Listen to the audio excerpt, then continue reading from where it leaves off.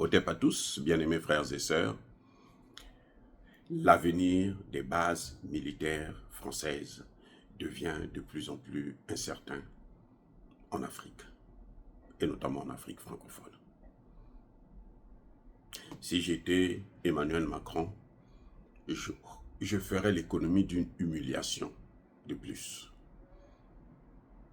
Eh oui, j'allais personnellement, unilatéralement, rappeler tous mes soldats qui sont, comme disait Succès Masra, devenus des sans domicile fixe en Afrique, ou plutôt sans pays fixe. C'est devenu des forces militaires nomades. Oui. Pourquoi? Parce que le président Gbagbo vient de frapper fort. Aïe, aïe, aïe, ça fait mal. Parce que la Côte d'Ivoire se réveille.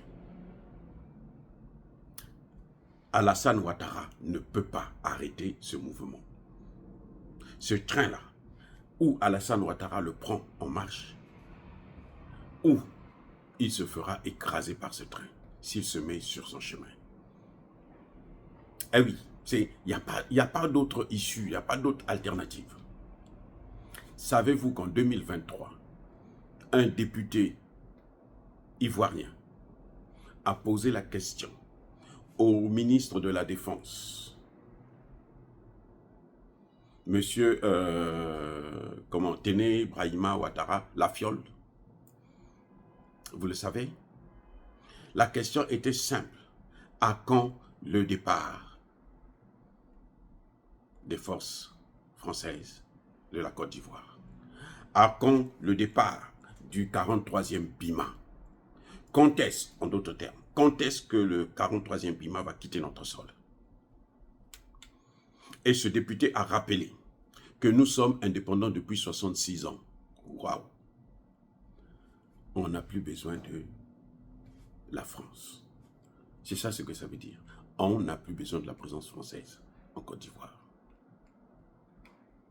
Le message a été clair. Vous savez quoi? Le ministre de la Défense n'a jamais répondu à cette question. Il a parlé de tout et de rien. Il a divagué. Il y avait d'autres questions, bien sûr, notamment sur les Français, les soldats ivoiriens qui étaient arrêtés au Mali, et puis la volonté du président qui voulait intervenir au Niger. Ce député a rappelé au ministre que l'article 104 dit que c'est une déclaration de guerre se fait. Ce n'est pas le président qui décide, c'est le Parlement qui décide. C'est la constitution de Alassane Ouattara qui le dit. Vous savez la réponse de ce minable ministre? Il dit que, comme c'est la CEDEAO qui a dit, on n'a pas besoin d'autorisation du Parlement. C'est comme si la CEDEAO déclenche une guerre, la Côte d'Ivoire est obligée de faire cette guerre. Vous avez déjà vu ça depuis quand? La CEDEAO, c'est devenu un État. Et donc, c'est comme si c'était l'Union européenne, quoi. La Commission de l'Union européenne. Non, c'est pas ça, monsieur Brahima. Monsieur Lafiole, allez-y relire vos cours. C'est la moindre des choses. Repartez à l'école, vous et votre grand frère. Non.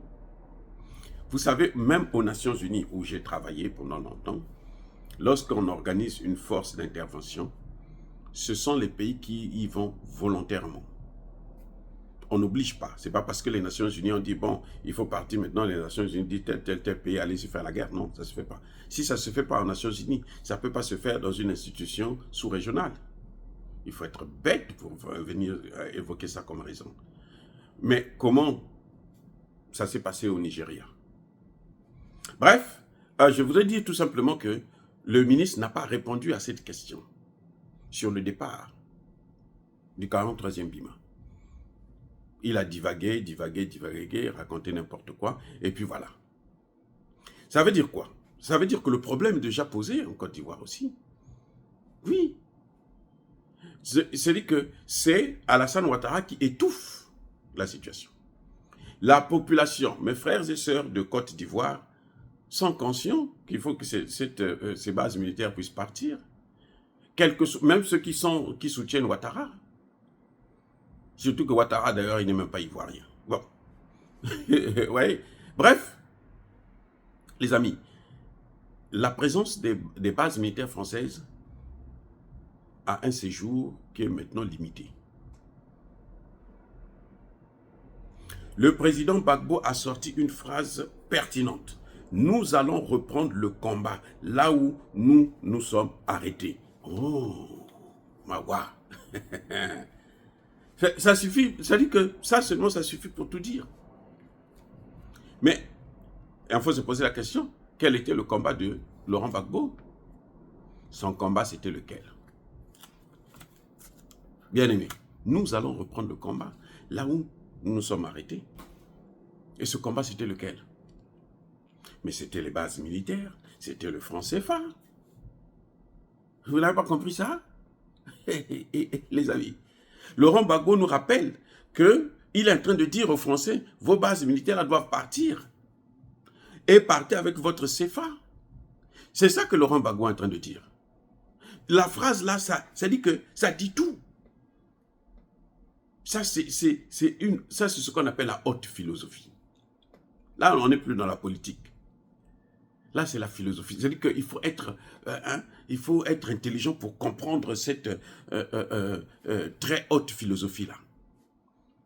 En une seule phrase, le président Gbagbo a tout dit. Cette phrase-là seulement suffit pour qu'il ne puisse même plus faire battre campagne. Parce que tout Ivoirien qui a entendu cette phrase, qui a compris cette phrase-là, sait que voilà l'homme qu'il faut pour notre situation. Et ça ne s'arrête même pas là seulement. Ça va jusqu'à la libéralisation de la Côte d'Ivoire. Vous savez, depuis que... C'est vrai que les Libanais rentraient déjà depuis Houphouët-Boigny. Mais avec Alassane Ouattara, eh ben, on leur a donné tout le territoire.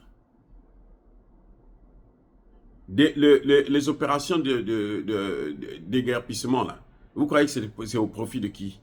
Mais c'est même Libanais, Marocains et autres. Et c'est ça que Laurent Gbagbo est en train de dire dans cette phrase. Le combat de libération. Et il a même précisé qu'eux, ils ne dorment pas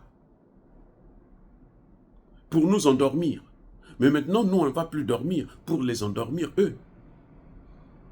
On va renverser la tendance.